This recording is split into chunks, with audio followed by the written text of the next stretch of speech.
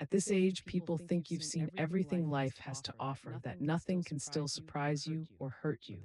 But the night I sat alone on the edge of my bed staring at the ceiling, I realized something terrifying.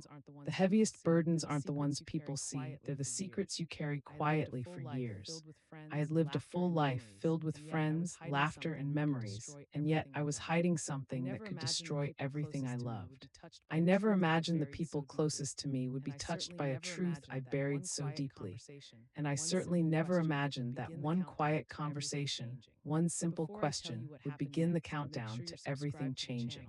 But before I tell you what happened next, make sure you're subscribed to the channel and tell me in the comments where you're watching from, because stories like this travel farther than we ever expect.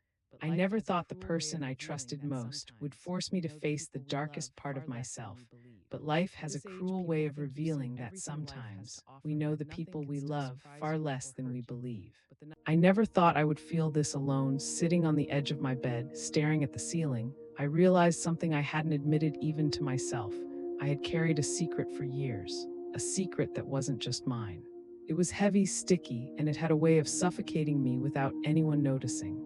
At the time, I didn't understand how much weight it had added to my life, how it shaped the decisions I made, the friendships I nurtured, the walls I built around myself. I remember the exact moment the isolation started. It wasn't loud. There was no dramatic crash, no sudden heartbreak. Just a quiet evening, the kind where the world outside my window seemed to move on without me, and I felt a cold pang of being exposed, even though no one knew me at all. I tried to convince myself I was fine. I always did. I told myself it was just stress or tiredness or the natural ebb and flow of life, but deep down I knew the truth. That secret I buried in the corners of my mind, it wasn't just a thought, it was a part of me. It was something I had done long ago, something I couldn't undo. And the irony was, the people I loved most would never understand.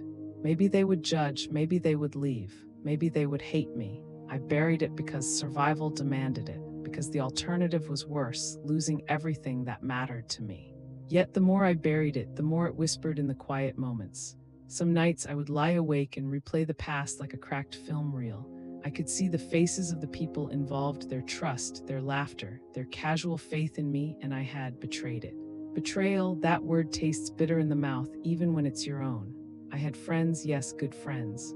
Friends I laughed with, shared meals with, trusted. And yet every smile I offered, every casual conversation carried the weight of deception. I became skilled at hiding, at smiling when my heart was heavy, at nodding when I wanted to scream, at pretending life was normal when in truth I was already fracturing inside. I thought I could handle it, that I could live with this shadow hovering behind me. But shadows grow, especially when they're fueled by guilt. Somewhere along the way, I started noticing how the little things in life became unbearable. A simple message from a friend, a joke shared in passing, a memory triggered by a song or a smell, all of it dug into that secret place I had tried so desperately to protect. I stopped answering calls sometimes. I started avoiding people. I avoided laughter because it felt like a spotlight exposing me. And there was one friend, one person I thought I could never lose, who had no idea what I had done, and that scared me more than anything. I would watch them from across the room, laughing with someone else, and feel an inexplicable pain, a mix of longing and dread. I wanted to tell them, I wanted to confess, but I couldn't. Because secrets like mine, once out, they change everything. I didn't know it yet, but I was about to learn just how true that was. The first time I noticed the shift was subtle, a glance that lingered too long, a question that felt too probing, a hesitation in a text reply. My friend had started noticing cracks, tiny ones at first, in my carefully constructed mask, and I panicked. I learned to deflect, to laugh it off, to redirect. Anything to avoid the conversation that I knew was inevitable. Yet fate has a way of confronting you when you least expect it, when you've convinced yourself the past is safely locked away, when you've built a life on the idea that no one can ever touch that secret. It started on a Tuesday, ordinary in every sense, the kind of day where you think nothing remarkable will happen. The sun rose, people moved about their routines, and I thought, as always, that I could survive another day with my secret intact. I was wrong. I saw my friend at the cafe we used to frequent, the one place that had always been ours. I should have felt comfort. Instead, dread settled like a stone in my chest. They waved, smiled, and I felt my pulse spike. Every instinct screamed at me, don't let them see, don't let them notice. But that day, something was different. Something in their eyes betrayed a curiosity I couldn't ignore. And the way they spoke casually, the words had a weight I couldn't understand at first. I've been meaning to ask you something, they said, simple words, casual, but I felt the world shrink around me, my stomach twisted, my mind raced. I knew right then that the moment I had been avoiding for years was coming, and there was nothing I could do to stop it. I wanted to run, to hide, to vanish from that cafe, from that city, from my own life, but I stayed. Because sometimes staying is the only choice left when your past catches up with you. The conversation started innocuously, small talk about work, weather, trivial things that felt safe. But under the surface, I could feel it, the undercurrent of suspicion. And then the question came. Not directly, not like I expected, not in a confrontational way, just a simple, quiet inquiry that pierced me. Do you ever worry about the things you've done in the past? I froze. I laughed nervously, a sound I barely recognized as mine. And then in the silence that followed, I realized I couldn't lie, not really. Not without exposing a part of myself I had worked so hard to conceal. At that moment, the air between us shifted, a subtle tension like the calm before a storm. I left that cafe that day feeling both relieved and terrified. Relieved because nothing had been revealed, yet terrified because I knew the truth was waiting for the right moment. I didn't know how much longer I could carry it, or what would happen when the secret finally came out. I spent that night pacing my apartment. The shadows on the walls seemed to grow longer, reaching for me. My reflection in the mirror startled me. I hardly recognized the person staring back. I realized something that night. Secrets aren't just burdens, they're living things. They grow, they breathe, they wait, and eventually they find a way to surface. I didn't know it yet, but my friend would soon discover my biggest secret. And when that happened, the truth about betrayal, my betrayal, would change everything. I tried to sleep, tried to convince myself that nothing would happen, but I couldn't shake the feeling that my life, the life I had carefully constructed around my lies, was about to unravel. And in that quiet, desperate moment, I understood the cruel irony of life. We spend so much of our time hiding, pretending, protecting, and yet the one thing we cannot escape is ourselves. I didn't know how I would face them. I didn't know if I could, but deep down, I knew that day, the day my secret would be revealed, was coming sooner than I could imagine. And when it did, my life, my friendships, my very sense of self would never be the same again. The days after that cafe visit felt heavier than usual. Every text, every phone call, every casual knock at my door sent my heart racing. I couldn't explain it. Part of me wanted to face the truth, and yet part of me wanted to disappear completely. I kept telling myself that if I ignored it, if I stayed busy enough, my secret would remain just that, a secret. But deep down, I knew it was only a matter of time. Secrets, I had learned, have a way of sneaking into the cracks of your life, no matter how tightly you try to hold them in. And then the call came. It wasn't a call I expected. Not at all. It was from someone I hadn't spoken to in years, someone I had almost forgotten in the tangle of my carefully constructed daily life. "Hey," they said, their voice light, casual.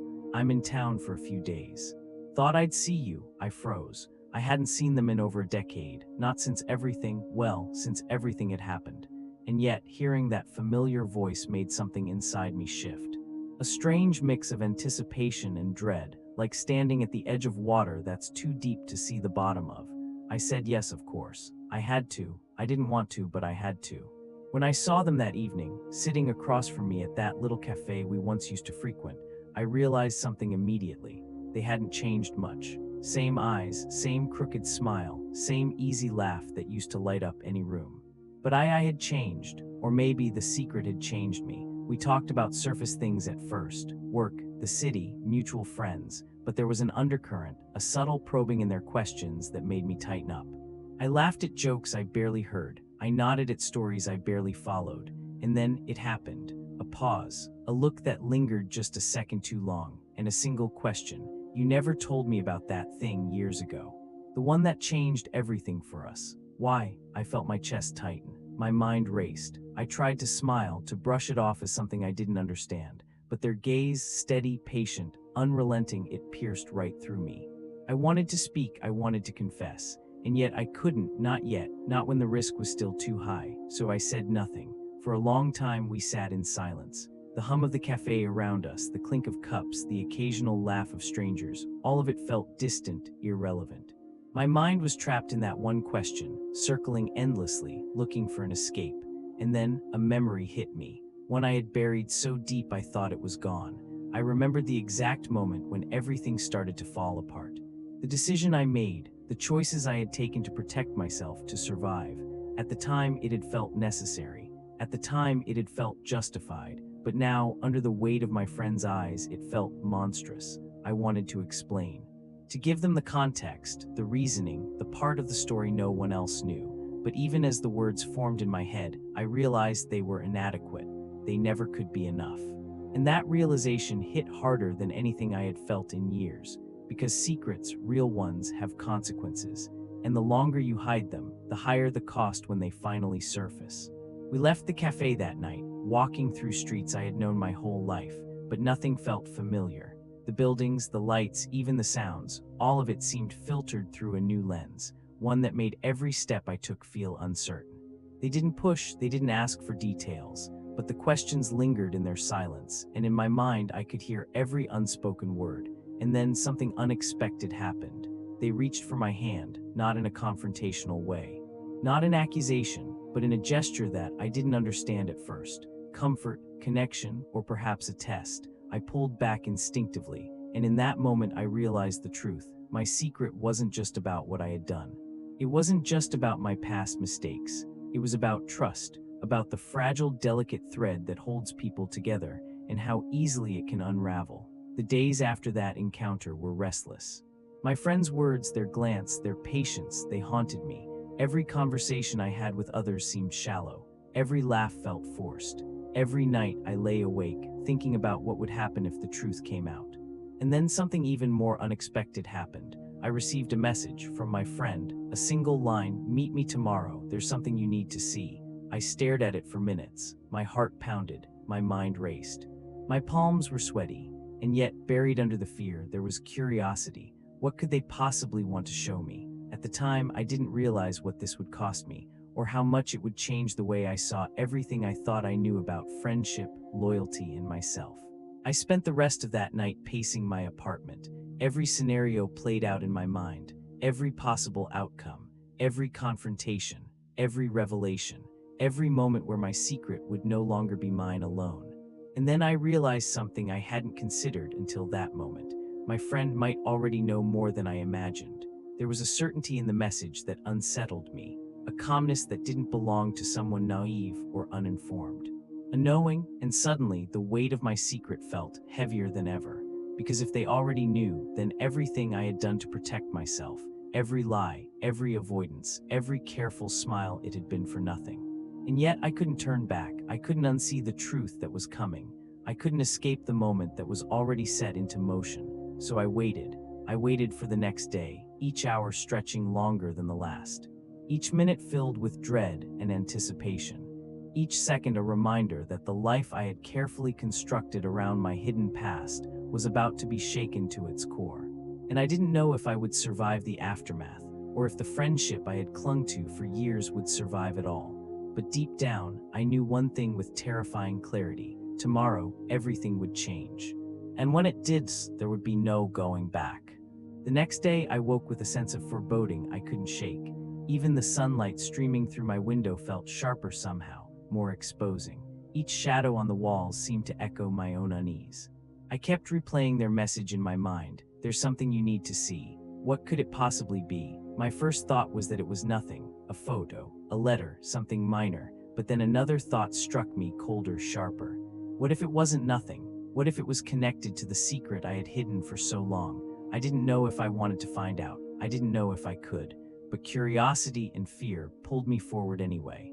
When I arrived at the cafe where we had agreed to meet, they were already there, seated at our usual corner table. Their posture was relaxed, but their eyes, they were sharp, almost calculating. There was a calmness in them that unsettled me. I hesitated at the door, feeling my stomach knot, and then something unexpected happened. They smiled, not the easy, familiar smile I remembered, but a knowing smile. One that suggested they were holding something back. I sat down. My hands were trembling. I forced a smile, tried to appear casual, but my mind raced. Every scenario I had imagined the night before flashed before me. Every possible confrontation, every possible exposure. "Thanks for coming," they said, their tone neutral, almost gentle. I nodded, trying to steady myself. Of course, there was a pause. The kind of silence that isn't empty but charged, full of unspoken words and, more importantly, questions. And then they pulled out a small envelope. My heart stopped. It wasn't large, not even heavy.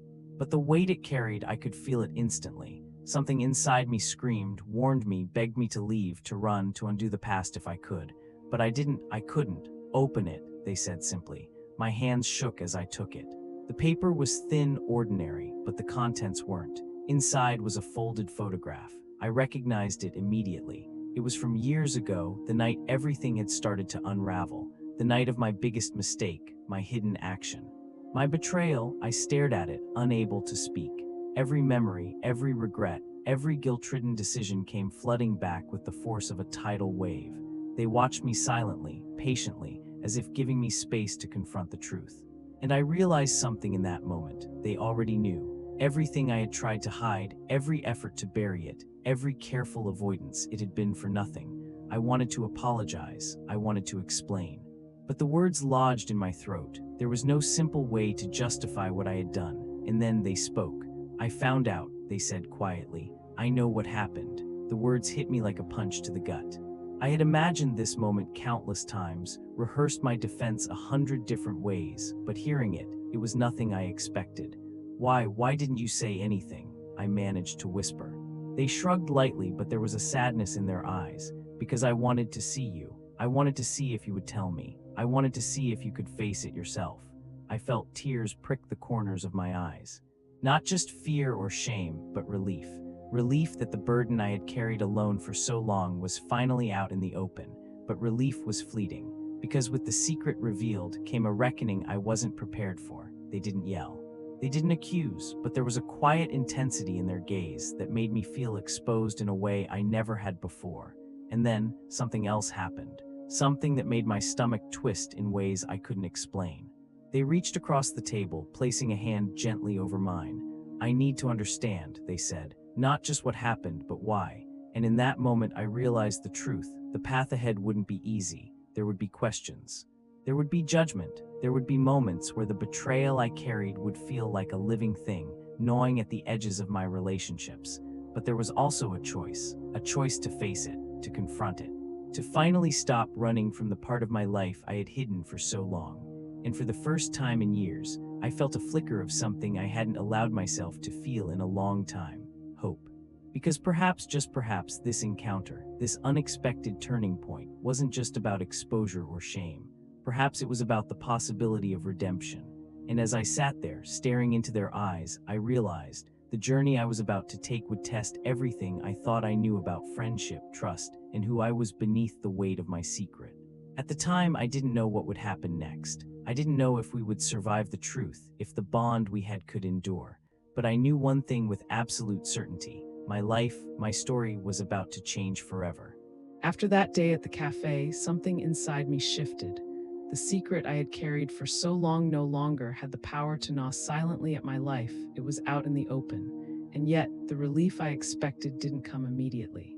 Instead, there was work to do, hard, uncomfortable work. I started small. First, I faced myself.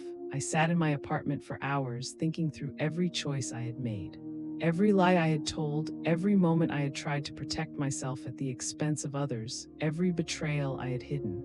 I didn't spare myself any scrutiny. I didn't let myself off the hook. It hurt deeply. I felt raw, exposed, fragile, but somehow, amidst the pain, I began to see clarity. I realized that the first step toward redemption, toward growth, was honesty with myself, with the people who mattered, with my friend who had shown me an unexpected patience I hadn't expected. So I started talking, slowly, hesitantly, first with them, then with others who had been affected by my past actions. The conversations weren't easy, far from it. Some people listened, some didn't, some walked away. And yet each conversation, each small admission lightened the weight I had carried for so long. I began to understand something important. Growth isn't about erasing the past. It's about acknowledging it, learning from it, and choosing moment by moment to act differently moving forward. And that's when the first small wins began.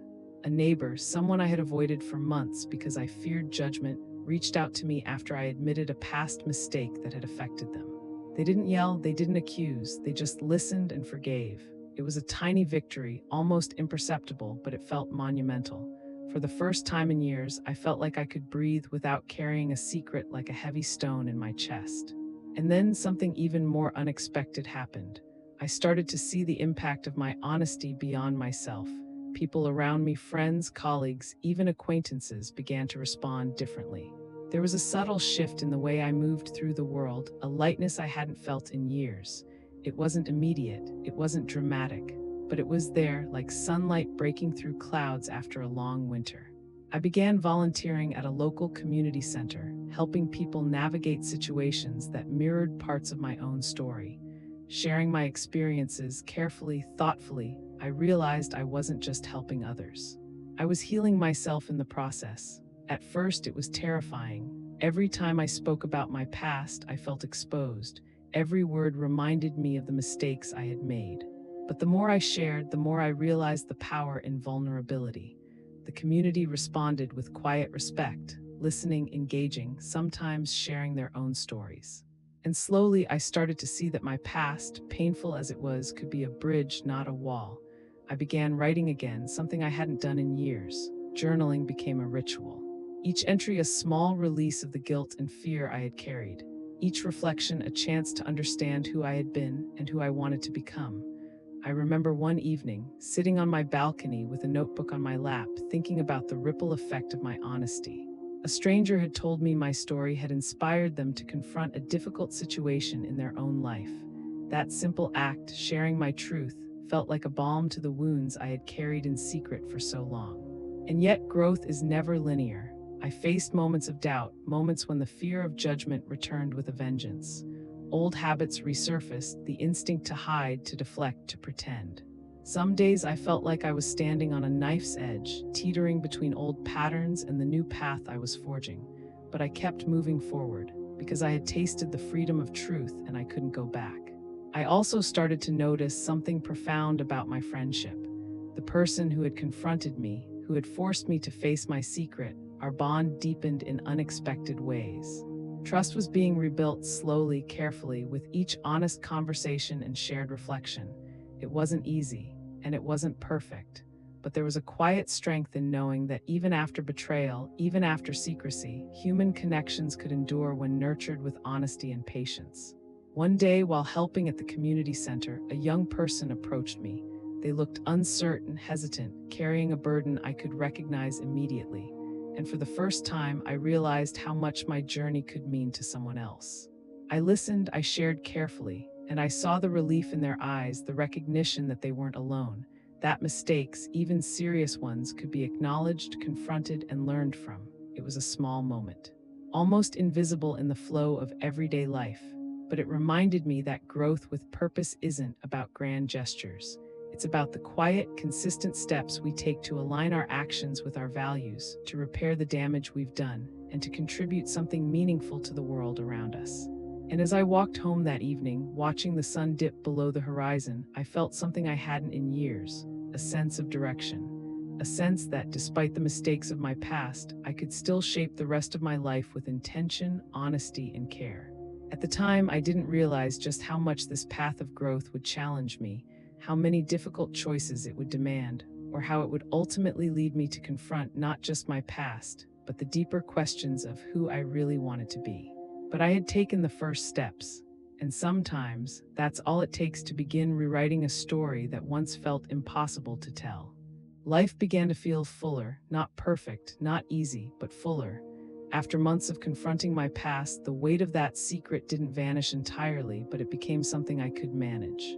Something that no longer controlled every decision I made. I discovered that growth wasn't a straight line. Some days I felt unstoppable, courageous even. Other days I felt smaller than I had ever felt, crushed under the memory of my mistakes. And yet each day I moved forward. Helping others became a kind of lifeline. At first it was simple, volunteering at the community center, sharing meals, offering guidance to those navigating challenges I recognized from my own life. Each small interaction felt like a stitch in a torn fabric, slowly repairing both their lives and mine. There was one young man, Marcus, who came to the center nearly every day. He reminded me of myself at a younger age, angry, secretive, scared. I saw the same deflection I had once used, the same walls I had built around my own vulnerabilities. I shared a fragment of my story with him, not the full secret, but enough to let him know he wasn't alone. He listened, skeptical at first. Then slowly he started opening up. His progress was painstakingly slow. Some days he would retreat, clamming up completely. Other days he would share a glimpse of hope, a small victory that reminded me why I had chosen this path. And that's when I realized something profound. My journey wasn't just about making amends or confronting my past. It was about using what I had learned, the fear, the shame, the struggle, to help someone else navigate theirs. It was strange. I had carried a secret that isolated me for years, and now that same experience allowed me to connect with people in ways I never could have before. But growth comes with cost. It wasn't long before my honesty started to create ripples I hadn't anticipated. Not everyone was ready to forgive. Not everyone responded with patience or understanding. Some people questioned my motives. Some avoided me altogether. Some whispered. I felt the sting. I felt the old fear creeping back, threatening to undo all the progress I had made. Every judgment, every sideways glance, every hesitant conversation reminded me that the world didn't automatically grant redemption. It had to be earned, one small act at a time. And yet I kept going. I began organizing small workshops at the community center, guiding others through the process of confronting their own difficult truths. I realized that helping others articulate their fears and mistakes required me to articulate mine as well. There were moments of incredible clarity. One evening, a woman shared a story strikingly similar to my own. She had hidden something devastating, terrified of judgment, paralyzed by fear. As she spoke, I felt a strange kinship with her, a mirror of my past. When it was my turn to respond, I shared a piece of my story, carefully, honestly. And as I did, I noticed the subtle shift in the room, a softening, a recognition, a quiet relief that they weren't alone. That night, walking home under the glow of streetlights, I felt something I hadn't felt in years: purpose. But purpose doesn't erase fear. It didn't erase the dread of what could happen if my friend's patience ever wore thin, or if someone else discovered the full extent of my hidden actions, or if the ripple effects of my past choices reached further than I could anticipate. There were moments when I wondered if I was brave or reckless, moments when I questioned whether the path I had chosen, openness, vulnerability, honesty, was truly sustainable. And yet the small victories kept me moving forward. A local newspaper ran a story about the work I was doing at the center. Not a flattering, sensationalized story, just a quiet acknowledgement of the people I was helping. When I read it, I felt a mixture of pride and unease. Pride because I was finally doing something meaningful. Unease because exposure, even minor, reminded me that secrets rarely stay hidden forever. And then came a message that shook me in ways I hadn't anticipated. It was from my friend, the one who had confronted me months ago, who had seen my secret before anyone else. Can we talk? Simple words, ordinary. But the weight behind them made my chest tight. I knew, without knowing exactly how, that the conversation wouldn't just be casual, that it would carry implications I wasn't ready for.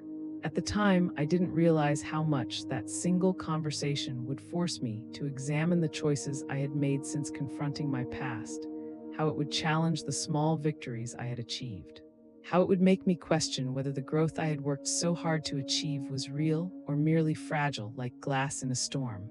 And yet, I knew I couldn't avoid it, not now, not ever.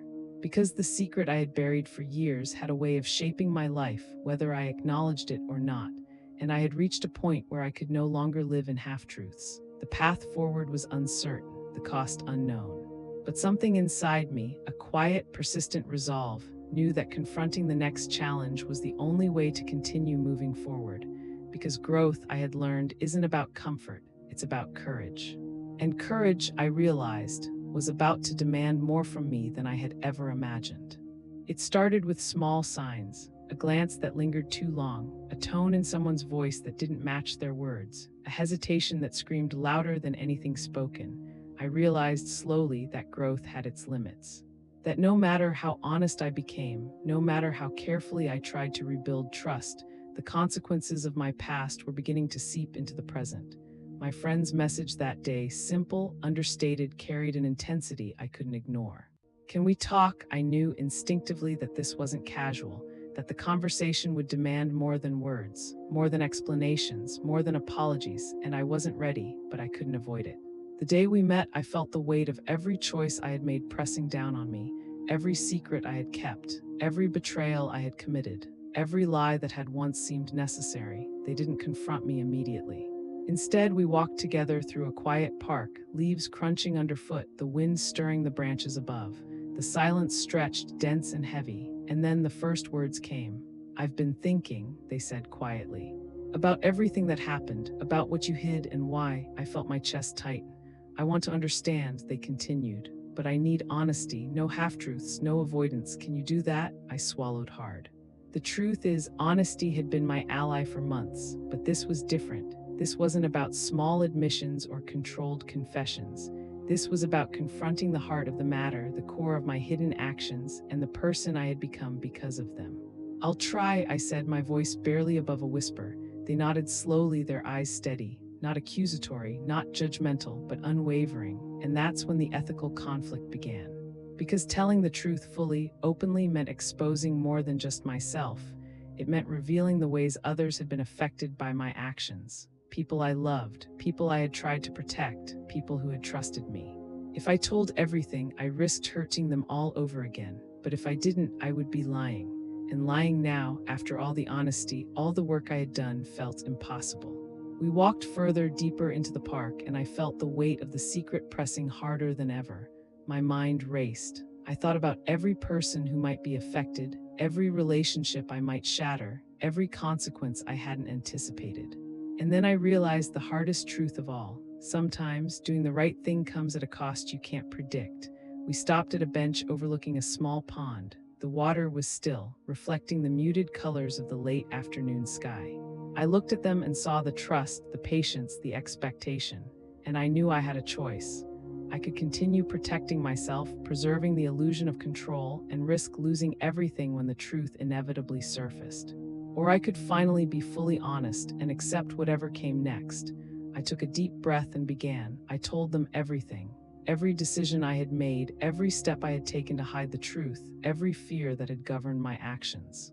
My voice shook at first, then steadied as the words spilled out, raw and unfiltered. They listened, silently, patiently, without interruption. And when I finished, the silence returned. But this time it was heavier, denser. Full of unspoken judgments, questions, and emotions I couldn't yet name. I needed you to know," I said finally. "I couldn't carry it alone anymore." They looked at me. For a long moment, neither of us spoke. Then they asked a question I hadn't anticipated. "Why did you do it?" The question cut deeper than any accusation. Not the act itself, but the reasoning behind it, the moral choice I had made at that moment in the past. I had rehearsed this answer countless times in my mind, but when the moment came, the words felt insufficient. "I thought it was the only way," I whispered. "I thought I was protecting people, myself. I thought I had no choice." "I see now I was wrong." They nodded slowly, their expression unreadable. And in that nod, I sensed the beginning of another kind of reckoning, the reckoning of trust, of forgiveness, of the fragile bond we had once shared. And that's when the fear hit me, because the ethical conflict wasn't just about the past. It was about now, about the people I loved, about the impact of my honesty on their lives, about whether the friendships and relationships I had fought so hard to maintain could survive this exposure. I felt raw, vulnerable, exposed in ways I hadn't felt in years. And yet, there was a strange relief. Because the secret that had haunted me for so long was no longer lurking in the shadows. It was out. And while the consequences were still unknown, the first step toward integrity had been taken. We sat there in silence, the pond reflecting the fading light, both of us aware that this moment marked a turning point. A choice had been made. The path ahead would be difficult, the stakes high, the personal cost undeniable. But I also understood something vital. True growth, real change, requires confronting not just your mistakes, but the ethical and emotional consequences of those mistakes. And I was ready to face them, even if it hurt. Even if it meant losing what I had fought to protect. even if it meant walking through the fire of betrayal to find something resembling redemption. At the time, I didn't realize how far this reckoning would take me, or how much it would challenge every relationship, every bond, every piece of trust I had ever built. But I knew one thing with certainty. The next steps I took would define not just the remainder of my story, but who I would ultimately become. The days that followed felt heavier than I had anticipated. I thought once the truth was out, once I had confessed, confronted, faced my friend, there would be relief, a lightness, a sense of closure. I was wrong. The truth, I discovered, has a way of lingering, of echoing, of embedding itself in every interaction, every conversation, every glance. I found myself second-guessing everything I said, every word I wrote. Every decision I made felt scrutinized, not just by others, but by my own conscience. My friend didn't push, they didn't accuse, but there was a quiet intensity in their presence that reminded me constantly of what I had done. I began noticing patterns I had ignored before. People's reactions to me, the slight hesitation in conversation, the subtle distancing, the occasional glance that lingered too long. I started to wonder if the ripples of my secret extended further than I realized, and the fear, it became a constant companion. Fear of judgment, fear of losing connections I had fought to preserve. Fear that the fragile trust I had started rebuilding could crumble under the weight of my past. I tried to focus on my work at the community center, on helping others. But even there, the inner conflict followed me. Every time I offered guidance, every time I shared a story from my past, I questioned my motives. Was I truly helping, or was I trying to justify myself? I began to avoid some people. Not out of malice, but out of self-preservation. I realized that the path of honesty was not always met with understanding. Some people preferred the illusion of the old me, the confident, composed version who carried no visible burdens. And I wasn't that person anymore. One evening, I found myself sitting alone on the balcony, notebook in hand, staring at the city lights. The hum of traffic, the distant laughter, the quiet rhythm of life, it all seemed distant, almost irrelevant. And I asked myself the question I had been avoiding: am I strong enough to live with this truth? Because strength isn't about hiding. It's not about surviving the moment. It's about enduring the consequences of your own actions. And the consequences, I realized, could be harsher than any punishment I had imagined. I thought about my friend, about the patient, steady presence that had forced me to confront my past. I felt gratitude, yes, but also a creeping dread. How long could our bond withstand the revelation of my actions? How much could they forgive before the weight of betrayal became unbearable, sleep became difficult? Nights stretched endlessly. I would lie awake, tracing every choice I had made, every lie I had told, every step that had led me to this point. My mind became a labyrinth, twisting and turning, with no clear exit. And then came the confrontation I had been trying in vain to avoid. It wasn't dramatic. There was no shouting, no violent argument. It was quiet, unassuming. A single, simple question from my friend. "Can I trust you?" The words hit harder than any accusation could. I paused, my throat tightened, my mind raced, because trust, once broken, is not easily mended. And I knew in that moment that the answer wasn't simple, not anymore. I wanted to say yes. I wanted to believe that the growth, the honesty, the work I had done could repair the bond. But even as I opened my mouth, I realized the truth was complicated. "I'm trying," I whispered finally. "I'm trying every day." And that was the crux of the conflict. Not the past itself, but the ongoing effort to reconcile it with the present, to reconcile my mistakes with the person I wanted to become, to live fully and honestly while carrying the scars of betrayal. Some nights I caught myself imagining what life would be like if I could go back, if I could undo the choices I had made. But that was impossible. The past doesn't change. Only our response to it does. I began to understand that the ethical conflict wasn't just about telling the truth. It was about living with it every day, every interaction, every relationship, every decision. I felt the pressure mounting, not from others, but from within. The fear of failure, the weight of my own conscience, the relentless questioning of my morality, it became almost unbearable. And yet, in the middle of that struggle, I discovered something vital.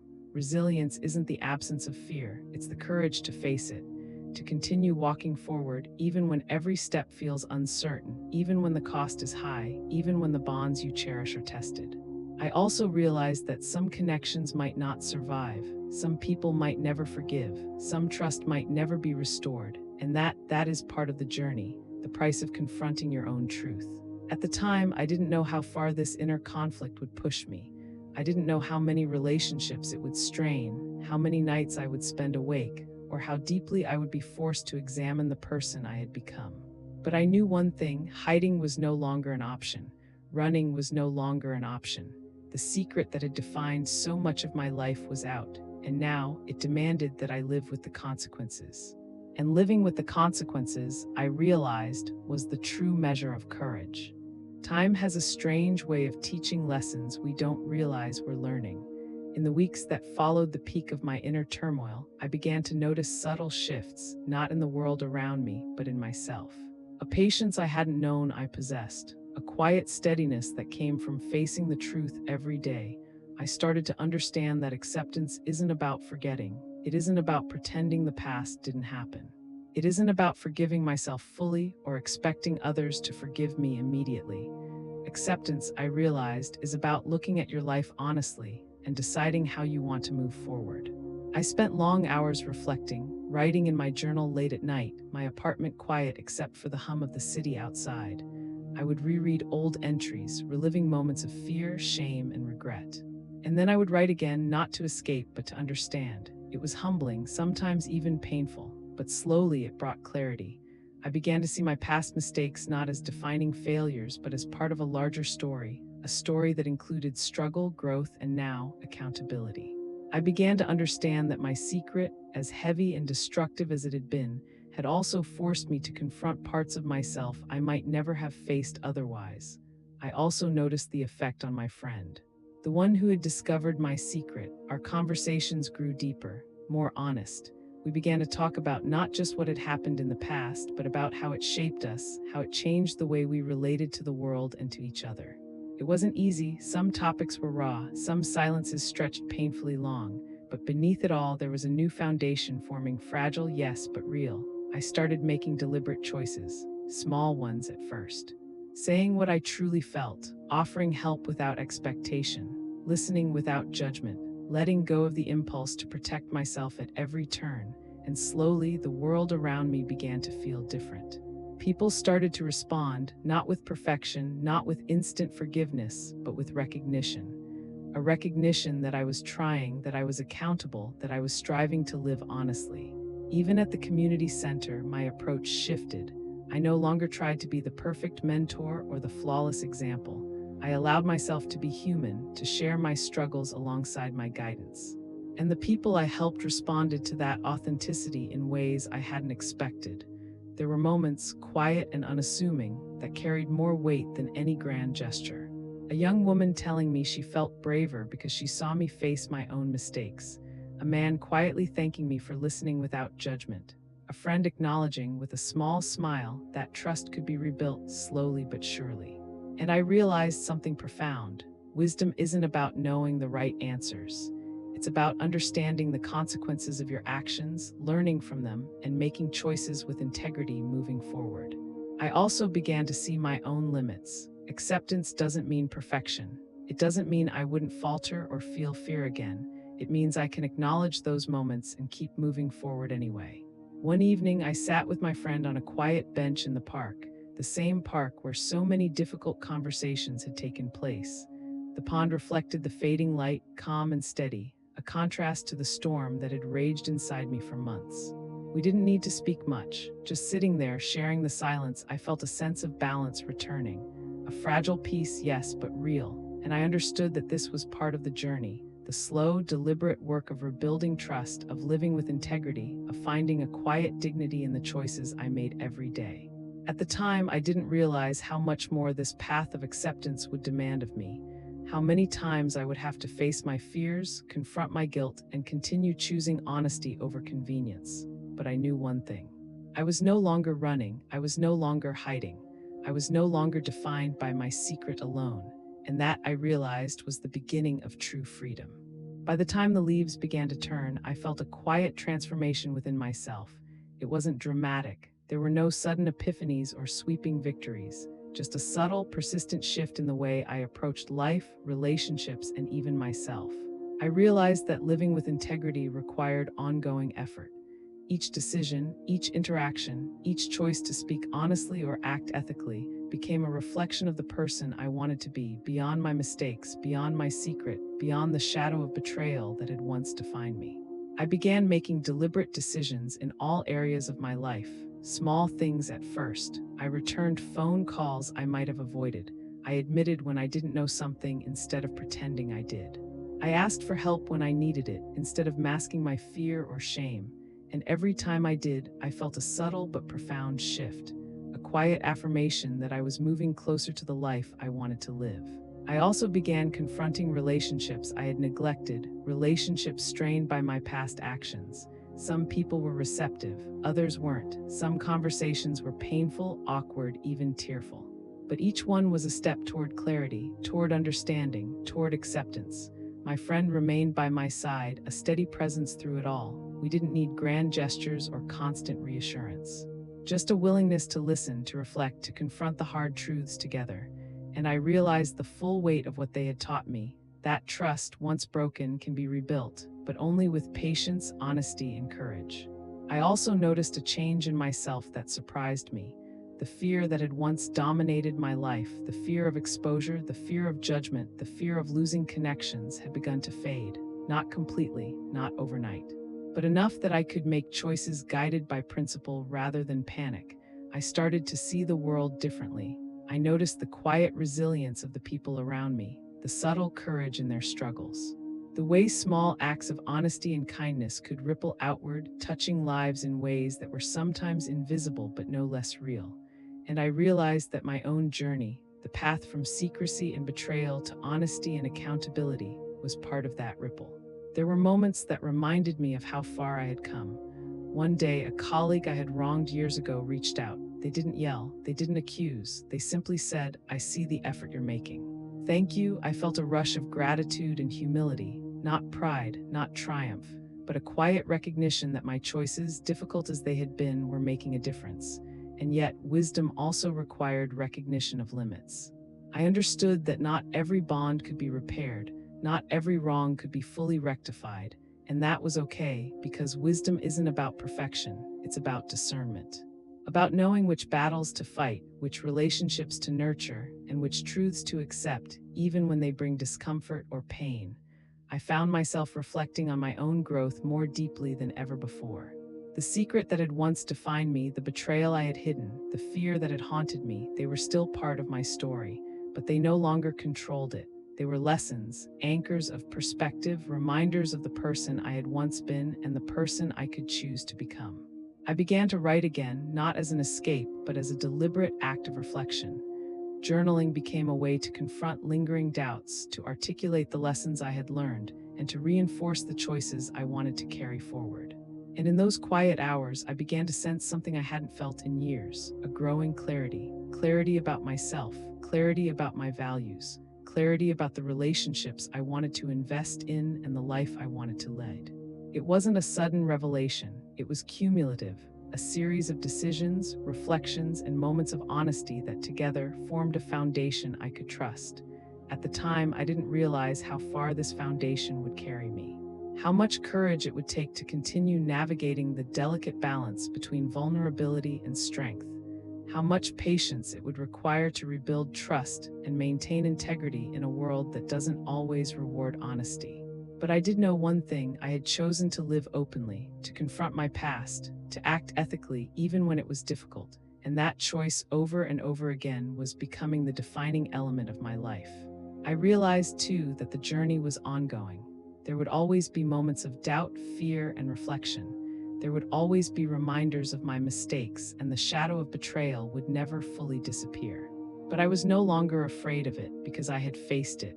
I had lived with it. And in doing so, I had discovered a deeper resilience, a quieter wisdom, and a sense of purpose I had never known before.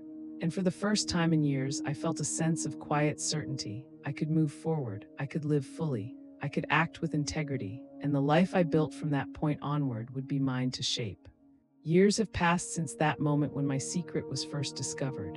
And when I look back, I see the person I once was, the one weighed down by fear, by shame, by the burden of hiding, and I hardly recognized them. The journey hasn't been easy. There were nights I couldn't sleep, days I questioned whether I had done the right thing, moments when the weight of my past felt unbearable. But I faced it, step by step, choice by choice. I learned that redemption isn't about erasing mistakes. It's about living with them honestly, letting them guide you toward better decisions, toward integrity, toward a life that matters despite the scars. My friend, whose patience and courage forced me to confront the truth, remains in my life. Our bond is different now, stronger, quieter, more resilient. Trust isn't something we take for granted, it's something we nurture every day.